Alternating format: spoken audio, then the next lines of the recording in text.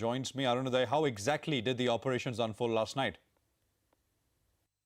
Let's put out some of those big points now for you as to what exactly we're looking at when we say surgical strikes were carried out by Indian forces well inside the line of control. India's surgical strikes were on 5 terror camps. They're being called terror launch pads, and this was about 1 to 3 kilometers well inside the line of control into Pakistani territory. 5 terror camps across the line of control have been razed to the ground is what we're learning for the moment.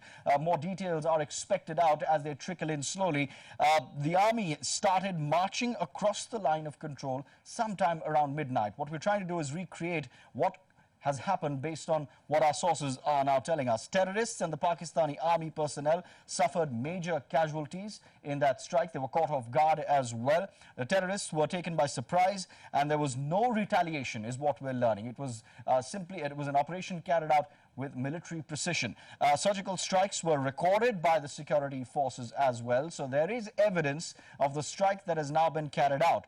7 launch pads were under observation for the past 1 week.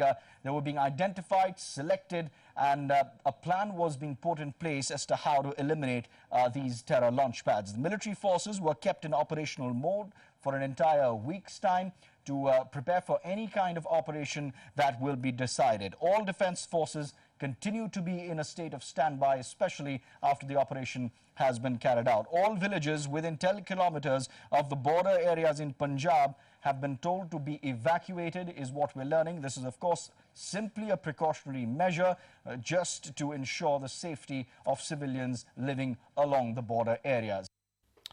Arunoday, thanks very much for that wrap.